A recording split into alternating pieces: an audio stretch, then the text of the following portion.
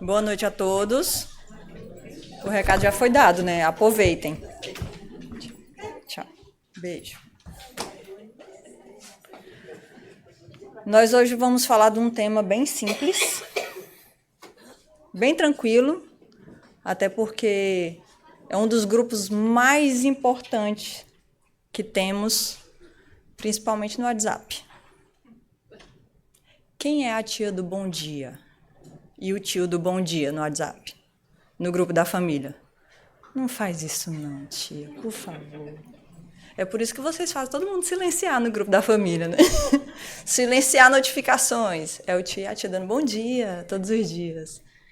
Quem é o tio e a tia aí da confusão política no grupo da família? Tem algum jovem aí da confusão política? O grupo da família é um grupo meio estranho, né? Onde todo mundo silencia, mas todo mundo faz confusão, uma hora um sai, depois entra. E assim é na nossa vida cotidiana, né? Vamos falar um pouquinho hoje sobre os laços que transcendem, os laços familiares. E a intenção maior é que nós possamos sair daqui levando a nossa responsabilidade como espíritas, como cristãos, e a necessidade que temos de sermos fator de soma nessa família, e não o início do conflito, ou o início da confusão, o início das desavenças dentro dessa família. E entender por que nós viemos exatamente nessa família. Vamos usar aí hoje as referências básicas, porque é um tema que realmente tem muito nas nossas lições espíritas, e tem muita literatura sobre. Eu não quis nem sair muito das obras básicas para a gente não enlouquecer em tantas raízes que tem falando sobre a família. E aí vamos ter um pouquinho o nosso pensamento superior, fazendo alguns questionamentos, e que esses questionamentos sejam respondidos durante essa palestra. E um deles é: que sentido há em me submeter às dores da vida? Por que preciso me submeter às dores que existem dentro da minha família? Aqueles conflitos, a proximidade com aquelas pessoas. Qual o sentido de ter que passar por essas dores? O que me foi confiado de tão raro e precioso que merece a minha atenção plena nesse instante? Nem no passado e nem no futuro. Nesse instante. Qual a minha necessidade como cristão de estar presente nesse instante dentro da minha família? E, por último, por que caminho me trouxe à vida fazendo-me nascer aqui, neste lar e com essas pessoas? Então, são perguntas que eu quero que vocês tenham a resposta dela durante essa explanação. A primeira delas, eu vou responder com essa frase de Efésios dizendo: sujeitai-vos uns aos outros por referência a Cristo. Então, a primeira pergunta que nos questiona o motivo de ter que nos submetermos a essas dores familiares é entender que existe um propósito maior. Devemos referenciar a quem hoje é modelo e guia do cristão. Segundo, alguém já assistiu esse filme? Todo mundo? Ou alguém não assistiu? Teve pessoas que não assistiram. Infelizmente, vocês vão saber o final do filme, mas está tudo bem. Como ele é um filme antigo, a minha intenção é de que vocês realmente conhecessem o filme, que já tivessem assistido, para que vocês possam entender um pouco a segunda resposta, aonde ela fala sobre o que eu tenho de tão precioso que eu preciso dar toda a atenção neste momento. E ele vai falar sobre o tempo. Eu preciso valorizar esse tempo de forma tão preciosa e entender que ele só existe agora, nesse momento. E que essa busca nossa de que algo sempre vai estar no futuro, de que eu preciso ser feliz somente lá no futuro, é que faz a gente perder esse passo a passo que a gente só pode dar agora, nesse presente. Deixa eu ver se eu consigo dar play aqui. Eu quero um controle remoto que faça tudo por mim. Torne a minha vida um pouco mais fácil, mais rápida, menos complicada. Eu não deveria fazer isso, mas você parece um cara legal. Qual é o seu nome? Me chame de Morty. Morty, eu sou Michael Newman. Eu vou abalar o seu mundo. Ah, tá bom. Gente boa precisa de uma oportunidade de vez em quando. Aproveite. Isso aí é muito poderoso. Use com cuidado. Eu pensei que já era seu sócio. Uou, cowboy. Eu disse que se garantisse a conta do Atsuhita, seria promovido, não que seria imediatamente. Mas eu já contei pra minha mulher. Eu gastei dinheiro que eu não tenho. Fazer todas as plantas da construção vai levar meses. Então é melhor começar. Ele tem 7 anos. Se ele quer um quarto de brincar feito de pizza, por que não? Mas talvez uma hora ele tenha que crescer e sair da ilha da fantasia. Ô, pizzaiolo, a vida não é pra ser criativo. É pra puxar saco, fazer escolhas conservadoras, ganhando muito dinheiro pro seu chefe na esperança de que um dia ele te jogue um osso fedido, tá? Tá bom. O Emer não tinha meu sócio. Mas nós vamos superar isso, eu tenho certeza. Meu Deus, tudo que a gente faz é superar situações. Quando é que isso vai acabar? Justo, eu não quero devolver minha bicicleta! Nós precisamos,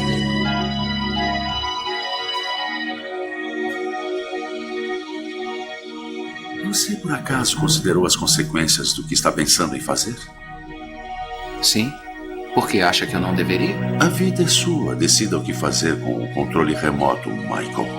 Eu sei, mas estamos falando de avançar uns 2 meses só.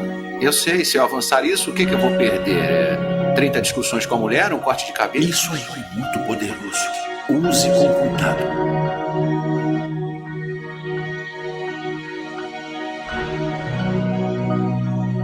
Um brinde a Michael Newman, o maior sócio que eu poderia sonhar ter.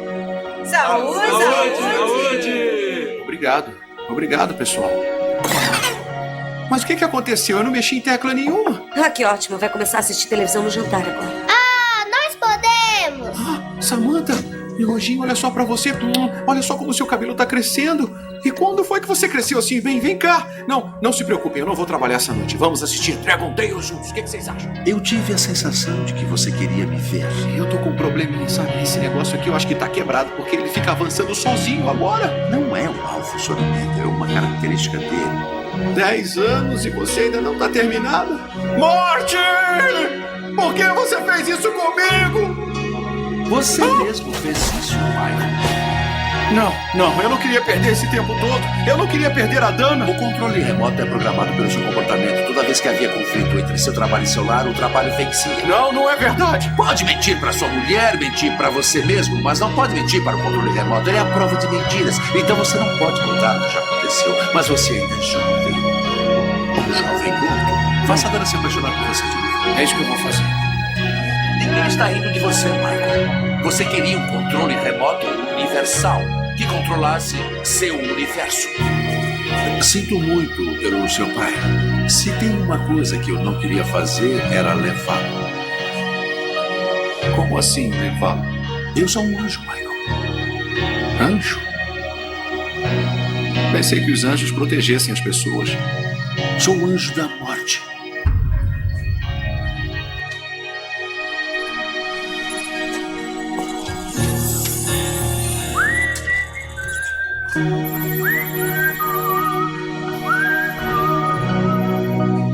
Uma dança e você rompe uma artéria? Porque você me fez perder toda a minha vida. Você estava avançando rápido para ter sucesso na vida muito antes de me conhecer. Você viveu a vida que escolheu, chefão. Essa não é a vida que eu queria. Ei, você acordou, tá melhor? Tô melhor agora que vocês estão aqui. Com licença, me desculpa, vou ter que sair. Ele precisa descansar. Tchau, pai. Tchau, pai. Não, Ben.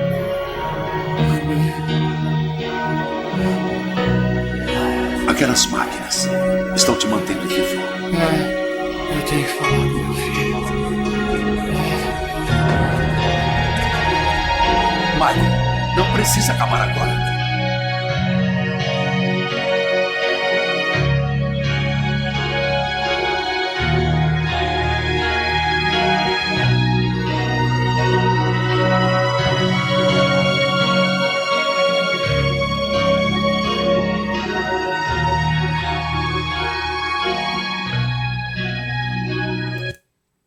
isso.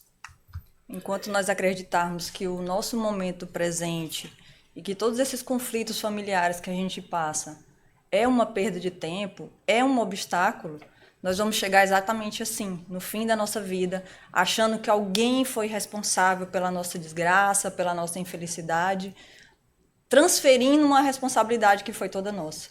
Um controle que a gente tinha nas mãos, que nós poderíamos ter feito totalmente diferente, e aí, quando chega na velhice, chega com aquela culpa e aquele arrependimento que poderia ter sido tudo diferente. Isso acontece muitas vezes também quando nós perdemos algum ente muito querido, e aí vem aquela sensação de por que eu não fiz diferente? Por que eu não perdoei? Por que eu não falei?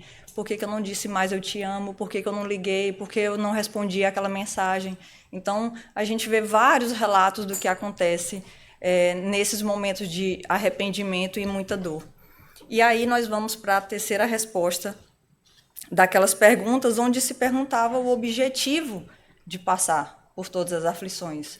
Nós já sabemos a razão, que é por reverência ao nosso Senhor. Nós sabemos que o tempo ele é essencial nessa caminhada. E agora a gente vem com o objetivo principal, que é ser um homem de bem. E se Jesus, que foi Jesus, respondeu a todos dizendo que bom não era ele, mas o Pai que estava no céu, se nem ele quis receber esse título, quem somos nós diante dessa evolução que ainda necessitamos tanto? Quando nós pensamos que em muitas religiões vamos desencarnar e diretamente encontrar com Deus, nós podemos ver essa discrepância entre as nossas atitudes e o que foi Jesus aqui na Terra, o que ele demonstrou como perfeição e quão distante nós estamos disso. E é ele que está lá sentado à direita, né? E aí vem a pergunta do Livro dos Espíritos, dizendo: qual o mais característico sinal de perfeição moral? O verdadeiro homem de bem é aquele que pratica a lei de justiça, de amor e de caridade. Sabe resignar-se em todas as circunstâncias da vida. Então, quando a gente percebe essa questão da perfeição, eu lembro de uma frase de Chico Xavier que ele fala que nós devemos compartilhar e divulgar o Evangelho e, quando necessário, usarmos as palavras. Então, quando a gente percebe que existem palestrantes, existem oradores, pastores, padres, líderes religiosos à frente das casas religiosas, a impressão que a gente tem quando está sentado aí do outro lado é de que são espíritos mais evoluídos. E esse é um pensamento totalmente contrário. Nós estamos aqui justamente porque a nossa dívida é maior, bem maior. E aí, dentro desse contexto, tem uma passagem bíblica em 1 Coríntios que diz o seguinte: por ele também sois salvos, se retiverdes a palavra, tal como vô-la preguei, a menos que tenhais crido em vão. Quando a gente lê esses contextos de versículos, principalmente traduzido direto do grego, né, que não vem passando por essas traduções que vão facilitar o nosso entendimento, eles ficam mais difíceis ainda de ser entendidos. Mas eu tenho esse livro, Pão Nosso, como um livro de cabeceira, que contém vários versículos bíblicos, daqueles bem complicadinhos de entender, e facilita muito mais o nosso entendimento. Eu tenho 2 versículos aqui, que eu preciso ler a passagem direto do livro, porque é impossível que a gente encontre palavras para explicar tão bem o que só os espíritos conseguem fazer. E ele diz o seguinte: Paulo de Tarso foi um explícito quando asseverou aos coríntios que eles seriam salvos se retivessem o Evangelho.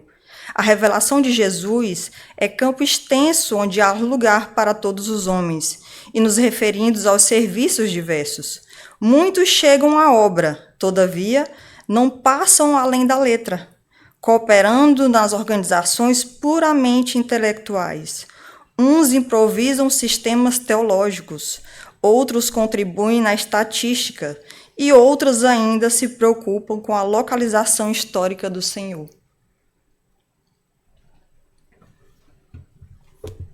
Quando falamos de prática, nós falamos exatamente isso.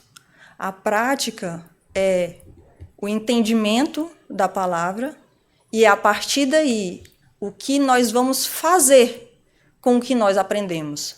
Porque enquanto ainda retiver somente no conhecimento, eu ainda não sei nada. Só a partir do momento que eu pratico. Eu sempre falo que é como você saber tudo sobre o mel e nunca ter experimentado o mel. Você nunca vai saber o sabor do mel e muito menos explicar para alguém o quão gostoso ele é, se você nunca experimentou. Você pode saber tudo sobre ele, teoricamente, mas se você não experimentar o mel, você não vai saber o que é mel. Assim é o Evangelho. Palavras soltas, todo mundo pode falar, mas na hora da prática é que vem essa dificuldade, e eu falo que dentro do cadinho familiar é o lugar mais difícil de praticar o Evangelho.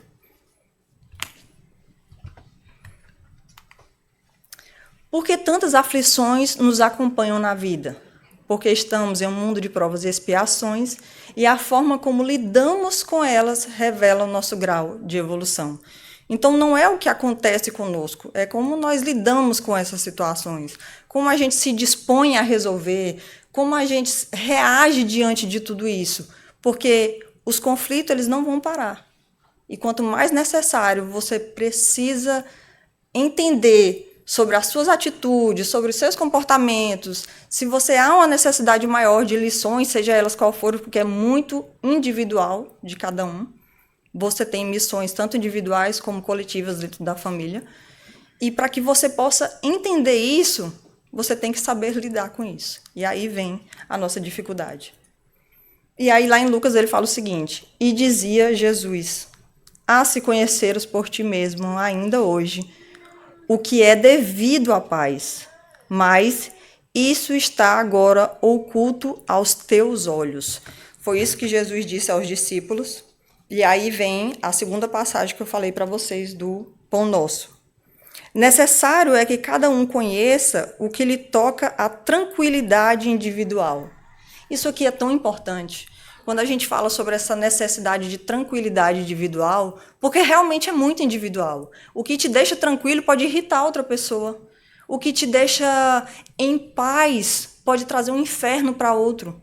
Então, quando a gente passa a respeitar esse indivíduo dentro da família, nós conseguimos a nossa paz diante disso. Porque a partir do momento que o que você acha que é bom para você tem que ser bom para todo mundo, aí já começa o conflito.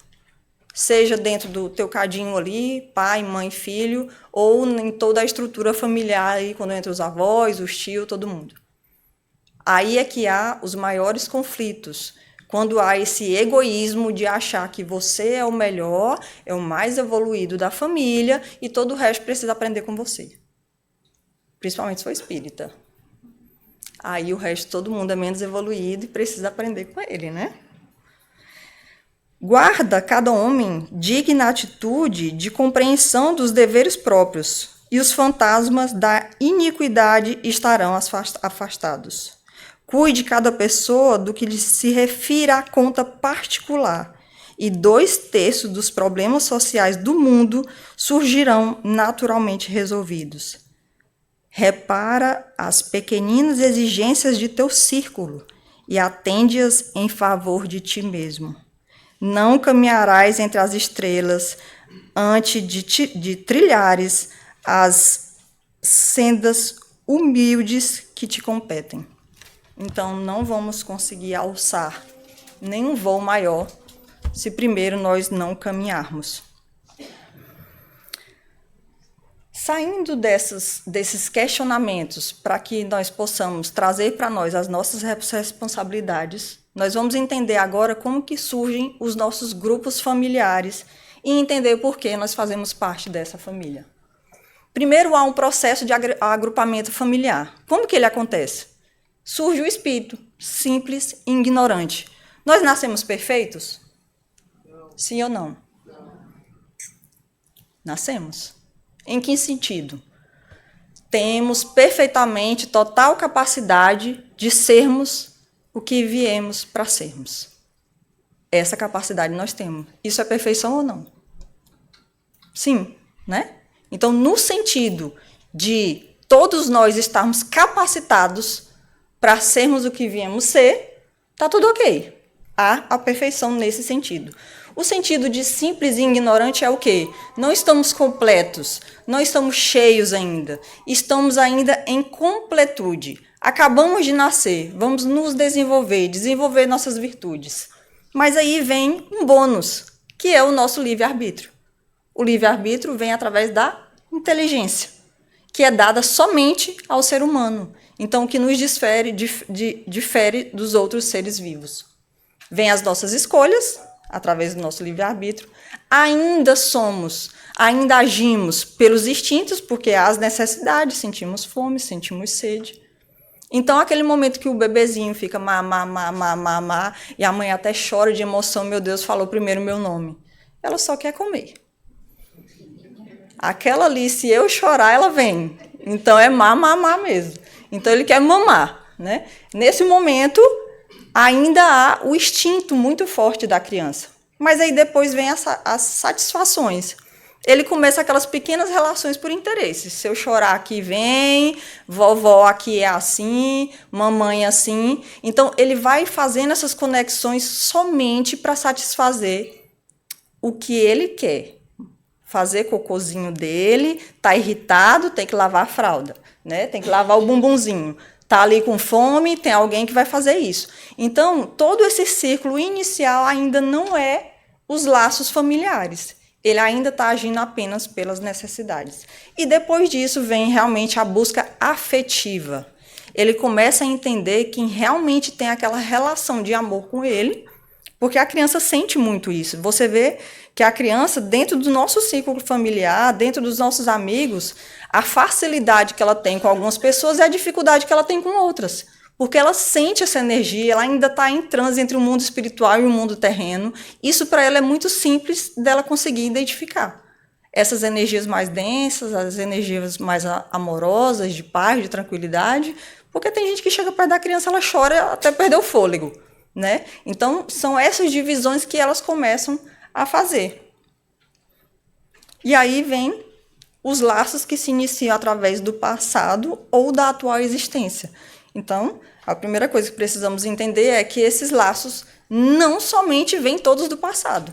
Então, se tem alguém muito difícil dentro do nosso ciclo familiar, porque isso quase não acontece, se tem alguém muito difícil, primeira coisa que a gente pensa é, meu Deus do céu, só posso ter jogado pedra na cruz, porque não tem condição na criatura dessa.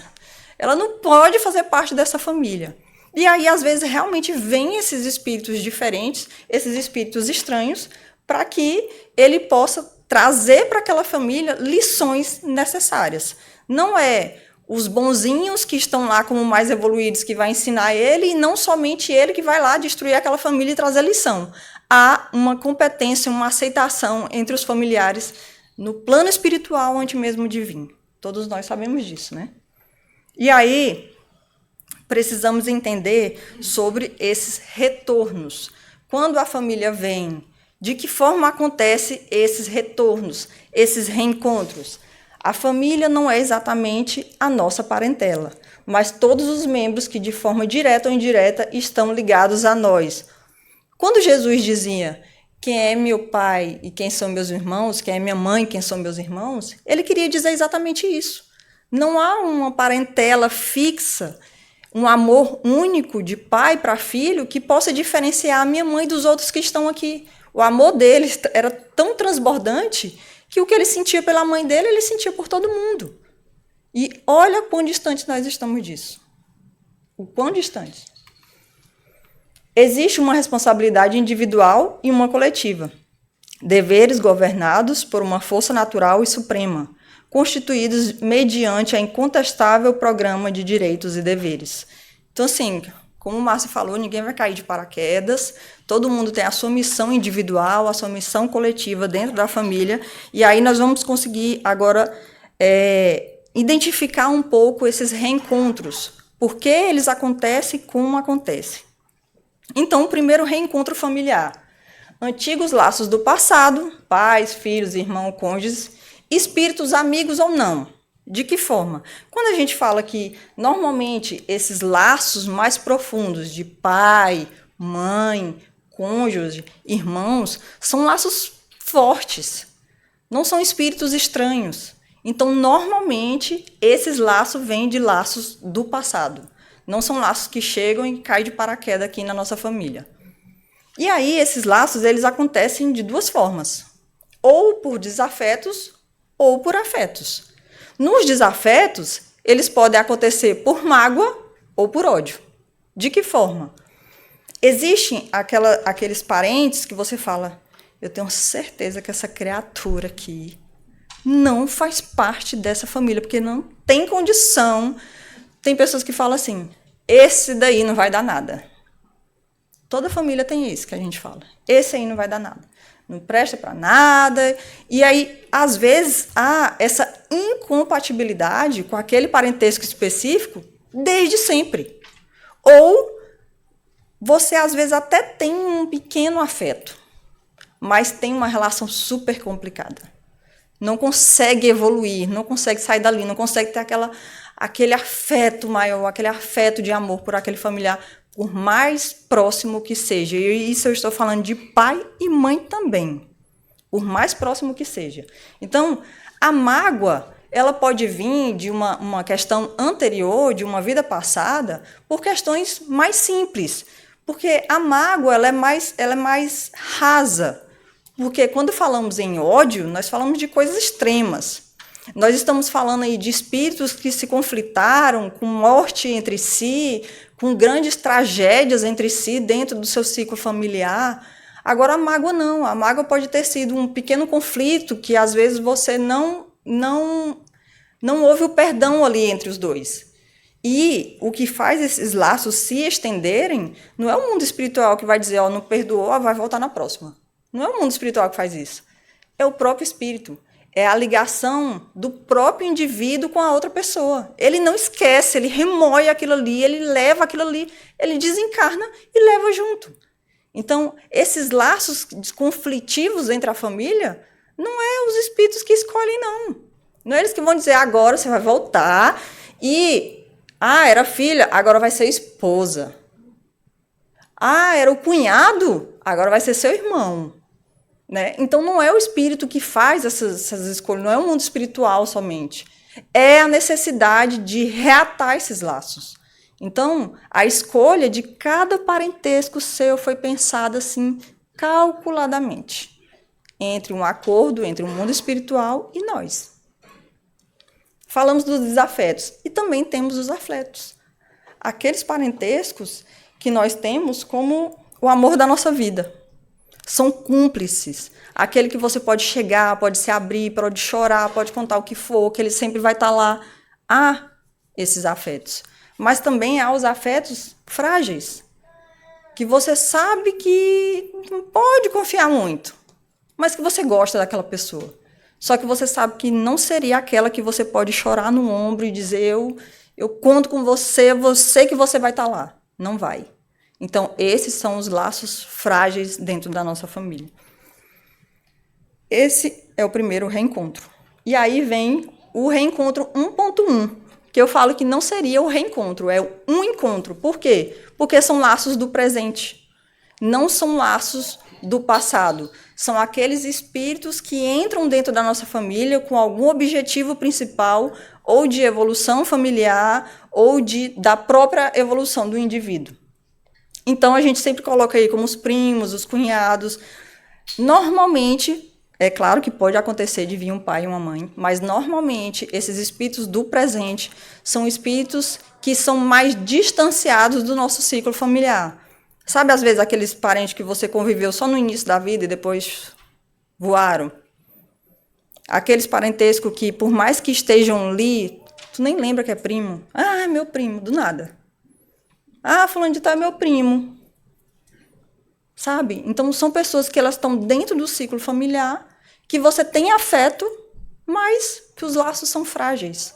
Não há muita ligação entre os espíritos.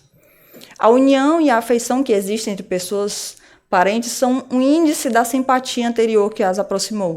Daí vem que, falando-se de alguém cujo caráter, gostos e pendores nenhuma semelhança apresentam com um dos seus parentes mais próximos, se costuma dizer que ela não é da família. Então, normalmente, quando alguém sai muito da característica familiar, às vezes aquela família tem uma característica própria, né?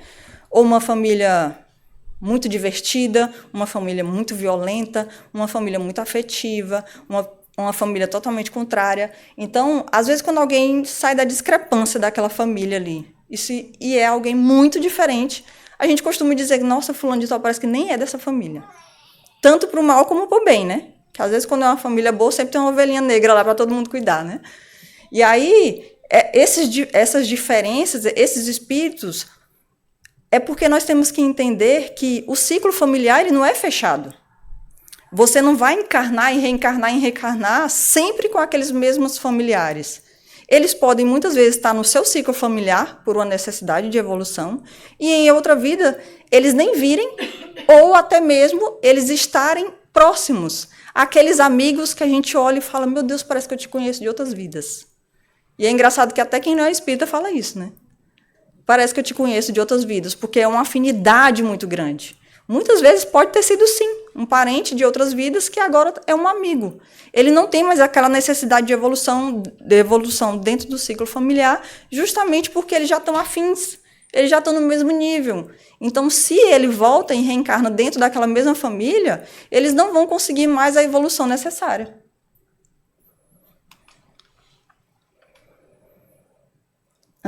Dizendo-se isso, enuncia-se uma verdade mais profunda do que se supõe. Deus permite que nas famílias ocorram essas encarnações de espíritos antipáticos ou estranhos, com um duplo objetivo de servir de prova para uns e para outros, e de meio de progresso. É como eu falei agora para vocês. E aí vem o segundo reencontro, o retorno ao mundo espiritual, reencontro com os nossos amados. E aí a gente fala que seria aqueles reencontros quando a gente desencarna, volta para o mundo espiritual e lá está nos esperando os nossos entes queridos que já se foram. Tanto os que a gente teve convivência, como aqueles que não encarnaram e ficaram lá durante esse tempo. Porque, como eu falei para vocês, há uma missão coletiva, mas há uma missão individual de cada espírito. Muitas vezes há necessidade de você vir e do outro não. Muitas vezes você veio e seu pai ficou, mas eles estarão lá, nos aguardando. Principalmente esses laços que a gente fala que são os laços profundos, são laços espirituais, não são laços somente da carne. E aí eu coloquei uma observação aqui, que quando nós perdemos o pai e a mãe, somos órfãos. Marido e esposa, somos viúvas. E quando perdemos um filho? Qual o nome? Não tem. Não tem nome para essa dor. É uma dor que, segundo o Espiritismo, é uma das maiores provas terrenas. A dor de suportar a perda de um filho. Então, se nós não temos nem nome para isso, imaginem as pessoas que têm a visão materialista de não acreditar que pode haver esse reencontro. Tamanho maior é a dor. Porque onde a gente tenta se consolar é justamente em pensar que vai haver esse reencontro. Por mais que a dor esteja insuportável, podemos pensar que nós vamos nos reencontrar novamente um dia. E quando não há esse pensamento? Então o Espiritismo vem justamente consolar e trazer a mensagem de conforto para esses pais. Nesse vídeo aqui, eu quero identificar um pouquinho com vocês a questão da mediunidade. A mediunidade, dentro do Espiritismo, a gente fala que é um dos maiores instrumentos para que essas mensagens possam ser trazidas. Então, eu digo o seguinte, o Espiritismo vem nos consolar e nos fazer compreender a continuidade da vida, sendo a mediunidade um dos maiores instrumentos edificadores da comunicação com o mundo espiritual. Existe um consolo maior do que saber que o grande amor da nossa vida nos aguarda, acompanha as nossas vitórias e nos encontram? Essa mensagem que está por trás desse vídeo é uma música escrita que eu, em um dia tranquilo, depois de uma oração, escrevi. Usei minhas mãos, mas através de uma comunicação mediúnica. No momento em que eu fui escrever, a primeira coisa que eu pensei, música? Pra quê? Eu não sei cantar. Nem conheço quem cante. Não sei nada de instrumento, para que eu vou escrever uma música? só faz. Só escreve. Então, eu escrevi essa música. Me veio à mente a pessoa que eu deveria mandar essa música. Enviei a música. Ele fez a música, me enviou. O vídeo ainda não está pronto, mas daqui a pouco está em todas as plataformas. E vocês vão escutar ela em primeira mão.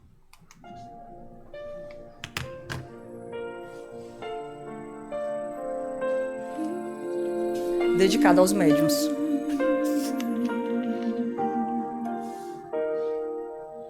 Senhor, o poder que tu destes a mim transforma e me leva além do que faço por mim e me faz confiar só no bem. Senhor, o que passa transmuta em mim a energia densa que vem, modifica o que antes era dor e agora retorna no amor.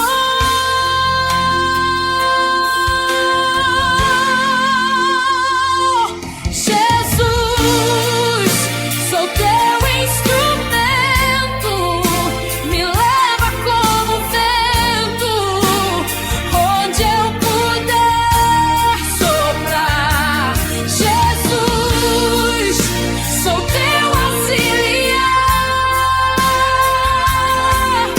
me leva como bom agricultor, onde eu puder plantar. Sou teu firmamento, me leva como uma criança, por onde eu deva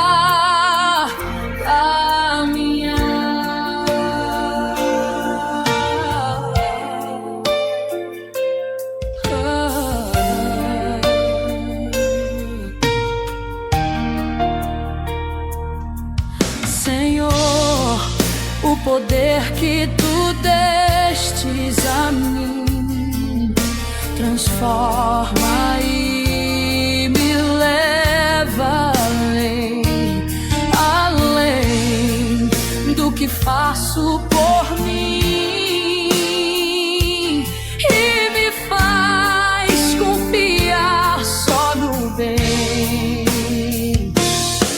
Senhor, o que passa transmuta em mim a energia densa que vem, modifica o que antes era dor e agora retorna no amor.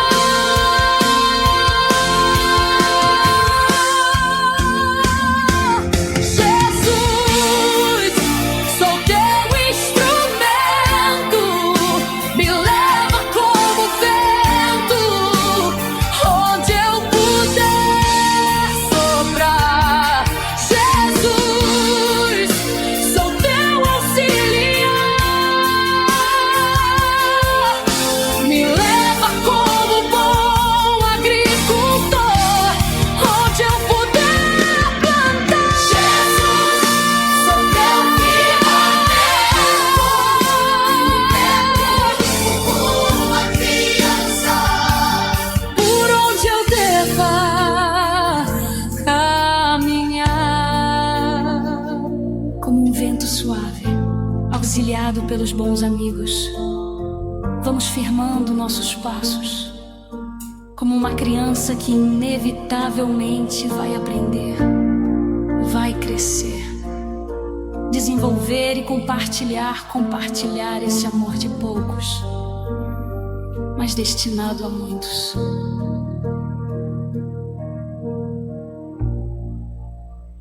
Gostaram?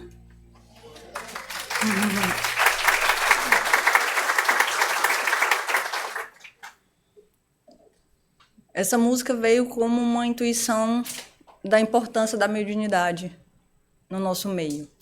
Que muitas vezes nós colocamos a mediunidade como um patamar elevado dentro de uma casa espírita, e não seria esse o intuito da mediunidade. Pelo contrário, a mediunidade vem para fazer justamente isso, receber essa dor e transformar em amor.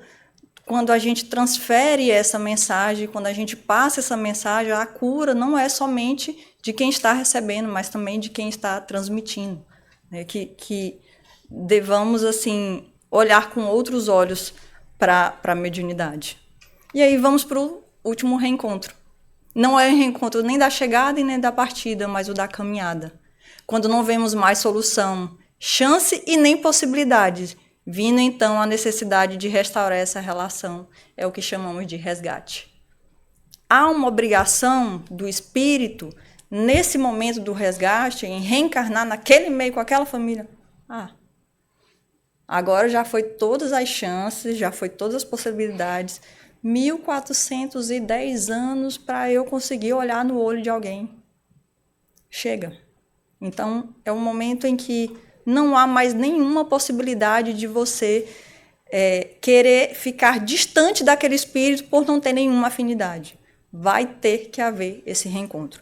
E eu vou dizer para vocês um exemplo dentro da minha família. Na minha família existem vários casos muito difíceis, porque é uma família, assim, muito violenta. Era muito violenta. Então, vários entre eles tinham uma dificuldade enorme de relação, enorme. E uma delas era do meu pai com o meu irmão. Muito difícil, desde sempre, desde eles pequenos. Havia uma grande dificuldade. Mas o que a família queria fazer sempre? Unir. Então, o que a gente pudesse fazer para manter eles juntos, para fazer eles conversarem, para ter festas que eles puderem estar juntos, a gente fazia tudo. Tudo. Até que ficou tão grave que chegaram a se ameaçar com armas. Ficou tão grave que a gente pensou, gente, uma hora ou outra vai acontecer algo que a gente não quer. Só que a gente não sabia o que fazer. E nesse momento eu pedi auxílio da casa espírita. Então eu entrei com atendimento fraterno com eles. E uma mensagem que a gente recebeu resumiu tudo. Eles só precisam não se matar nessa vida. Soltem os laços. Então, deixem que eles se distanciem. Deixe que eles não se falem. Deixe eles, cada um para um lado. Porque o que a gente queria fazer o tempo todo? Unir. E toda vez que a gente unia, era confusão. O que a gente fez? Frouxou os laços. Deixou. Passaram anos sem se falar. Até que, pouco antes de eu vir para cá, meu irmão me mandou uma mensagem. Monique, na virada desse ano, isso seria de 2022 para 2023, você vai conhecer um novo homem. Eu falei, nossa, que bom. Mas o coração meio sem querer, né? Já que aquilo ali se perdurava por tanto tempo. E aí, houve o perdão. Ele foi atrás do meu pai, pediu perdão, reconheceu o seu erro. Meu pai também reconheceu o erro dele. E hoje eles têm uma relação, não vou dizer que de amor e abraços e beijos, mas eles têm uma relação maravilhosa. Uma relação maravilhosa. Então a gente tem que saber o momento de dar o passo à frente, mas também tem que saber o momento de recuar. A família precisa reconhecer a individualidade de cada um. E eu vou dizer para vocês que o espiritismo é, assim, pedra fundamental nessas escolhas. Porque nós precisamos ter esse entendimento da vida terrena e da vida espiritual para a gente conseguir saber dividir isso. Saber aquele momento que os espíritos são espíritos afins e aqueles que não são. Quando a gente recebeu a mensagem de deixem que eles se distanciem, aquilo para nós foi um choque. Porque como é que o espiritismo quer sempre agregar, quer sempre unir, de repente pede para separar? A espiritualidade sabe de tudo, né? Quem não sabe somos nós. Quem sofre e não aprende com o próprio sofrimento é candidato a sofrer ainda mais. Então não adianta a gente tentar pular lições, pular aquele parente difícil, pular aquelas complicações que uma hora ou outra a conta chega. Pode demorar anos, mas ela chega. E Emmanuel, de forma linda, diz o seguinte: não cortes onde você pode desatar. Por quê que a gente pensou em algum momento meu irmão cortar totalmente a relação com meu pai? corta então totalmente, some no meio do mundo. Nós pensamos isso. Mas o que aconteceu? Só houve um afrouxar de laços. Porque é só na nossa cabeça que a gente acha que há um corte. E não há. Não há esse corte. Nunca. Nunca haverá um corte. A conta vai chegar em algum momento e você precisa resolver esse conflito. É impossível auxiliar o mundo quando ainda não conseguimos ser úteis nem mesmo a uma casa pequena. Aquela em que a vontade do Pai nos situou a título precário. Antes da grande projeção pessoal na obra coletiva, aprenda o discípulo a cooperar em favor dos familiares. No dia de hoje, convicto de que semelhante esforço representa a realização essencial. Essa é uma mensagem de Emmanuel para nós, familiares, pedras de luz no meio dessa família, e que nós possamos ser, como eu já disse antes, fator de soma. Obrigado e boa noite.